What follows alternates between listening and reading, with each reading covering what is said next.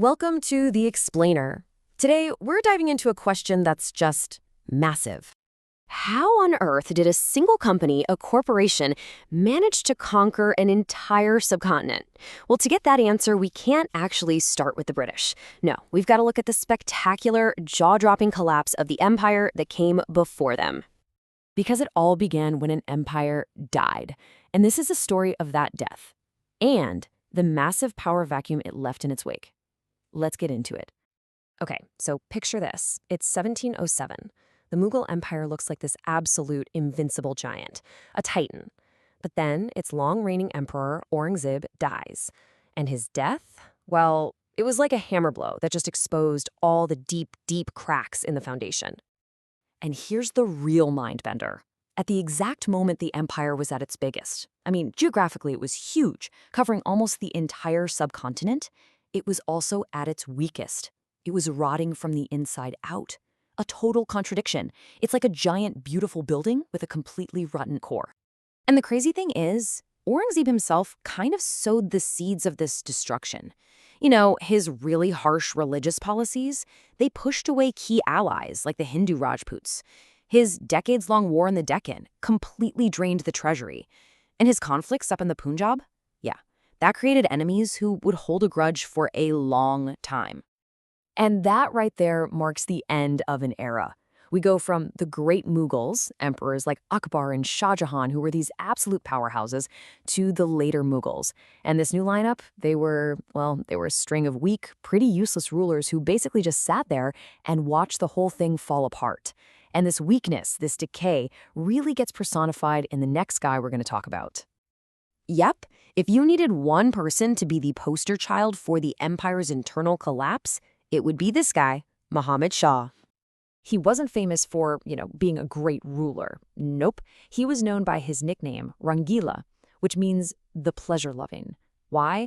Because he was way more into parties, music, and luxury than, actually running an empire. The whole thing is crumbling around him, and this guy is just enjoying the show. He's famously depicted holding a hookah in one hand and raisins in the other. That tells you everything you need to know, right? So while Rangila was distracted, his most powerful governors decided, hey, now's our chance. They saw a ruler who cared more about his hookah than his kingdom, and they started to carve out their own little empires. And just like that, the empire shatters from the inside. The big governors in places like Hyderabad, Awadh, and the super wealthy province of Bengal, they basically just say, we're independent now. And then you have the Marathas, who get so bold they raid the outskirts of Delhi itself. It was the ultimate humiliation, proving the emperor couldn't even protect his own capital. But the real knockout punch, the final devastating blow, that was about to come from the outside. So in 1739, the ruler of Persia, Nader Shah, looks over at India and sees this rich, fat, and incredibly weak target.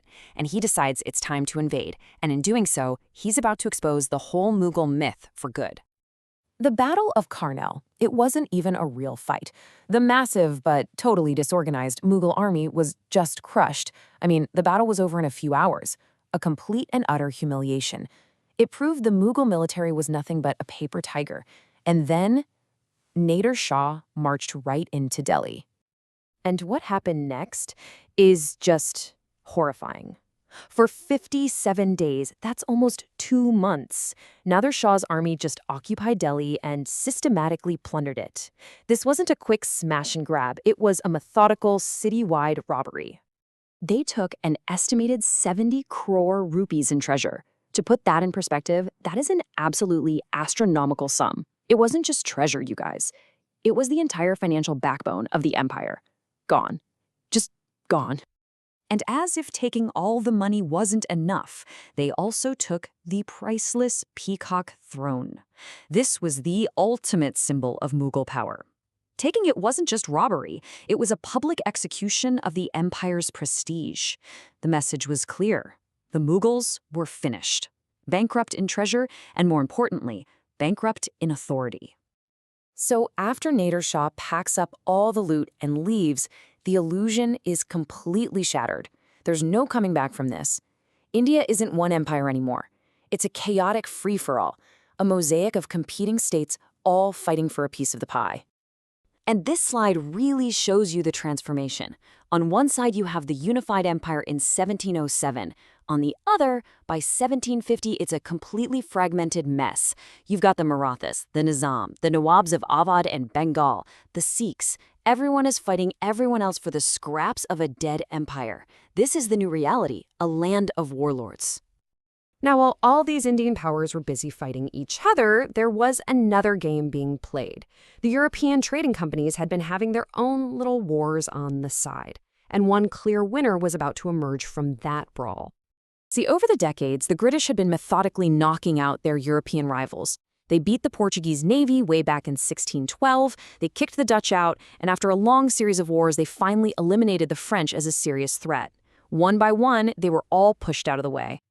The British East India Company was the last one standing, and they were perfectly positioned to pick up the pieces.